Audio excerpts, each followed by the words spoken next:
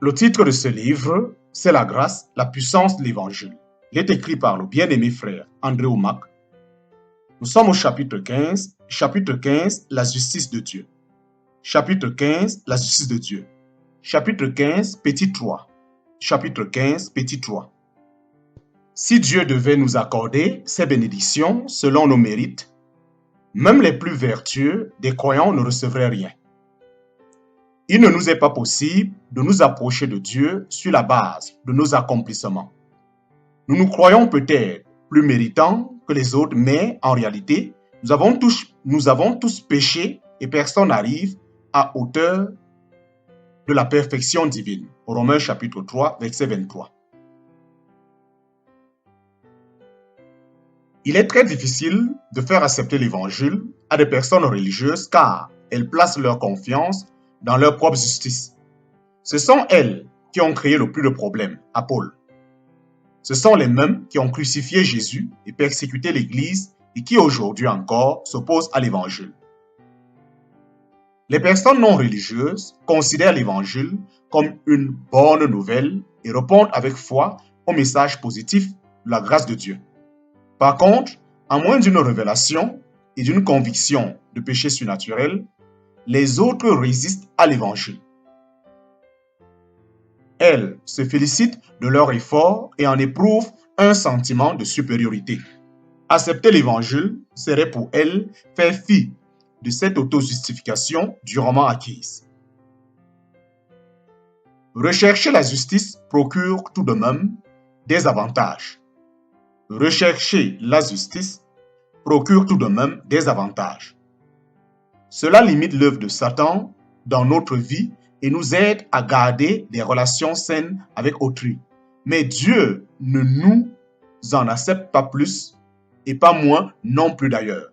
Si nous nous trouvons dans la situation inverse, rechercher la justice procure tout de même des avantages. Cela limite l'œuvre de Satan dans notre vie et nous aide à garder des relations saines avec autrui. Mais Dieu ne nous en accepte pas plus et pas moins non plus d'ailleurs. Si nous nous trouvons dans la situation inverse, notre relation avec lui doit être entièrement fondée sur la foi. De bonnes œuvres, mais de mauvais motifs. De bonnes œuvres, mais de mauvais motifs. D'après Romains chapitre 9, verset 32, les gens religieux, les observateurs de la loi, n'ont pas reçu la justice car ils ne l'attendaient pas de la foi, mais croyaient l'obtenir par les œuvres de la loi. D'après Romains chapitre 9, verset 32, les gens religieux, les observateurs de la loi, n'ont pas reçu la justice car ils ne l'attendaient pas de la foi, mais croyaient l'obtenir par les œuvres de la loi. Ces œuvres de la loi font référence à des actions justes, mais accomplies pour de mauvais motifs.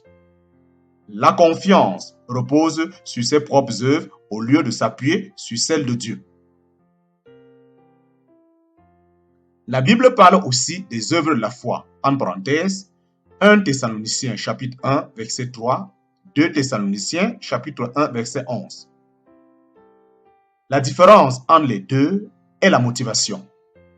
Accomplir une œuvre de la loi revient à faire quelque chose dans le but de mériter notre relation avec Dieu, de sorte que sa relation avec nous devient un dû à cause de ce que nous avons fait pour lui. Accomplir une œuvre de la foi équivaut à faire exactement la même chose, non dans le but de mériter quoi que ce soit, mais comme une réponse d'amour vis-à-vis du Seigneur et de la relation qu'il a déjà établie avec nous. Les œuvres de la foi sont motivées par la foi et l'amour et non par un sentiment d'obligation et de dette. La Bible parle aussi des œuvres de la foi. En parenthèse, 1 Thessaloniciens chapitre 1 verset 3, 2 Thessaloniciens chapitre 1 verset 11. La différence entre les deux est la motivation. Accomplir une œuvre de la loi revient à faire quelque chose dans le but de mériter notre relation avec Dieu, de sorte que sa relation avec nous devient un dû à cause de ce que nous avons fait pour lui. Accomplir une œuvre de la foi équivaut à faire exactement la même chose, non dans le but de mériter quoi que ce soit, mais comme une réponse d'amour vis-à-vis du Seigneur et de la relation qu'il a déjà établie avec nous. Les œuvres de la foi sont motivées par la foi et l'amour et non par un sentiment d'obligation et de dette. Soit nous acceptons la vérité et cela nous libère et nous donne la vie, soit nous la rejetons et nous sommes condamnés. Soit nous acceptons la vérité et cela nous libère et nous donne la vie, soit nous la rejetons et nous sommes condamnés. Paul explique que ces Juifs n'accomplissaient pas leurs œuvres avec les bonnes motivations. Ainsi, ils ont trébuché sur la pierre d'achoppement, en parenthèse, Romains chapitre 9, verset 32. Et il cite Ésaïe chapitre 8, versets 14 et 28 et Ésaïe chapitre 28, verset 16. Comme il est écrit, je mets dans Sion une pierre qui fait obstacle, un rocher propre à faire trébucher, mais celui qui croit en lui, en parenthèse, Jésus-Christ, ne sera point couvert de honte. Romains chapitre 9, verset 33. Comme il est écrit, je mets dans Sion une pierre qui fait obstacle, un rocher propre à faire trébucher, mais celui qui croit en lui, en parenthèse, Jésus-Christ, ne sera pas couvert de honte. En parenthèse, Romains chapitre 9, verset 33. En d'autres mots, Jésus-Christ se dresse sur la route de chaque être humain. À travers lui, Dieu met chacun de nous face à son incapacité à se sauver lui-même et à son besoin d'un sauveur. Certains répondent favorablement et reçoivent le Seigneur et le précieux don du salut par la foi. D'autres s'accrochent à leur propre justice et butent contre la grâce de Dieu. En d'autres mots, Jésus-Christ se dresse sur la route de chaque être humain. En d'autres mots, Jésus-Christ se dresse sur la route de chaque être humain. À travers lui, Dieu met chacun de nous face à son incapacité à se sauver lui-même et à son besoin d'un sauveur. Certains répondent favorablement et reçoivent le Seigneur et le précieux don du salut par la foi. D'autres s'accrochent à leur propre justice et heurtent contre la grâce de Dieu. La chose même qui les a fait trébucher sur Jésus, le Sauveur, les terrassera sur le chemin de l'enfer. La chose même qui les a fait trébucher sur Jésus, le Sauveur, les terrassera sur le chemin de l'enfer. Leur confiance dans leur propre justice. Soit nous acceptons la vérité et cela nous libère et nous donne la vie, soit nous la rejetons et nous sommes condamnés. C'est à nous de choisir. En d'autres mots, Jésus-Christ se dresse sur la route de chaque être humain. À travers lui, Dieu met chacun de nous face à son incapacité à se sauver lui-même et à son besoin d'un sauveur. Certains répondent favorablement et reçoivent le Seigneur et le précieux don du salut par la foi. D'autres s'accrochent à leur propre justice et butent contre la grâce de Dieu. La chose même qui les a fait trébucher sur Jésus, le Sauveur, les terrassera sur le chemin de l'enfer. Leur confiance dans leur propre justice. Soit nous acceptons la vérité et cela nous libère et nous donne la vie, soit nous la rejetons et nous sommes condamnés. C'est à nous de choisir. Un zèle mal orienté. Un zèle mal orienté.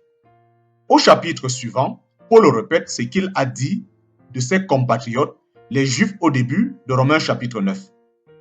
Frères et sœurs, le vœu de mon cœur et ma prière à Dieu pour les Israélites, c'est qu'ils soient sauvés. En effet, je leur rends ce témoignage, ils ont du zèle pour Dieu, mais pas conformément à la vraie connaissance. Romains chapitre 10, versets 1 à 2. Frères et sœurs, le vœu de mon cœur et ma prière à Dieu pour les Israélites, c'est qu'ils soient sauvés. En effet, je leur rends ce témoignage. Ils ont du zèle pour Dieu, mais pas conformément à la vraie connaissance. Romains chapitre 10, versets 1 à 2. Ces Juifs étaient très zélés pour Dieu, mais pas selon la connaissance. En effet, ils étaient spirituellement aveugles car ils ignoraient tout de leur Père céleste et de son Fils. Pour résumer, avoir une connaissance juste est plus importante que de faire les bonnes actions. Les œuvres de ces Juifs étaient louables. Ils priaient, payaient leurs dîmes et observaient les nombreux commandements de la loi. Un pharisien, un juif religieux, serait le bienvenu dans n'importe quelle église aujourd'hui. Il prierait avec ferveur, serait un membre d'église fidèle et donnerait sa dîme avec diligence. Très peu d'églises refuseraient le statut de membre à celui qui paye régulièrement sa dîme. Ces pharisiens étaient très pieux, mais ils s'étaient attachés à la lettre et au rituel de la loi, non à Dieu lui-même. À cause de cela, ils n'étaient pas acceptés par Dieu. Leur zèle et leur connaissance étaient mal orientés. De nos jours, beaucoup disent que l'essentiel n'est pas ce que l'on croit aussi longtemps que l'on croit en quelque chose. De nos jours, beaucoup disent que l'essentiel n'est pas ce que l'on croit aussi longtemps que l'on croit en quelque chose. Tous les chemins mènent à Dieu. Peu importe que l'on soit bouddhiste, hindou, musulman ou chrétien, car au bout du compte, toutes les religions se rejoignent. C'est faux. Un tel raisonnement est en contradiction totale avec Romains chapitre 10, verset 2. Ces religieux juifs avaient pour Dieu un véritable zèle qui, cependant, ne conduisait pas au salut car ils s'opposaient à la connaissance.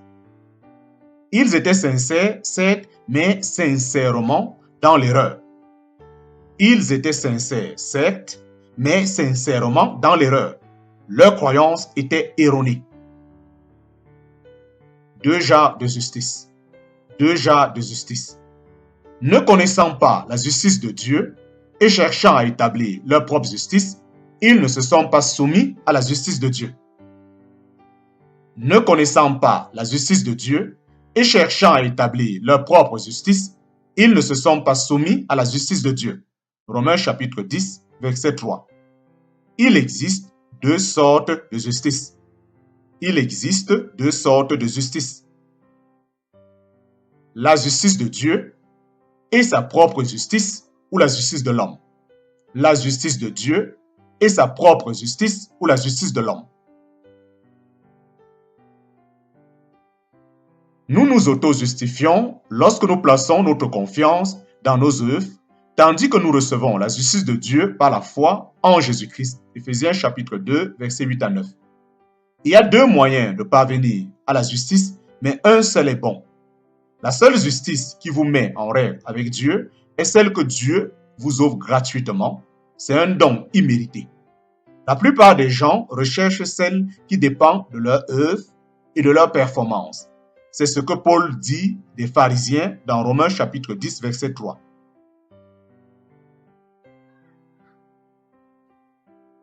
Je constate avec tristesse qu'il y a encore aujourd'hui beaucoup de gens qui ne savent rien de la justice de Dieu. Lorsqu'on entend le mot justice, la grande majorité d'entre nous pense immédiatement à des actes. Si, dans une assemblée, quelqu'un se levait et déclarait qu'il est juste, il serait critiqué et on lui rappellerait toutes les mauvaises choses qu'il a commises. La plupart des croyants présents dans la salle ne penseraient pas à son esprit né de nouveau auquel la justice de Dieu a été imputée. Ils ne considéreraient les choses que d'un point de vue extérieur. Il existe deux types de justice. Celle que nous produisons par nos actions et celle que Dieu nous accorde à notre nouvelle naissance. Le seul type de justice à partir de laquelle nous pouvons entrer en relation avec Dieu est celle qui nous est accordée comme un don gratuit. Dans notre esprit né de nouveau, Nous sommes la justice de Dieu en Jésus-Christ. En parenthèse, 2 Corinthiens chapitre 5, verset 21. Il a fait celui qui n'a point connu de péché, en parenthèse, être péché pour nous, afin que nous fussions justice de Dieu en lui. 2 Corinthiens chapitre 5, verset 21. Car qui était innocent de tout péché? Celui qui était innocent de tout péché, Dieu l'a condamné comme un pécheur à notre place pour que, dans l'union avec le Christ, nous soyons justes aux yeux de Dieu. 2 Corinthiens chapitre 5, version Semeur.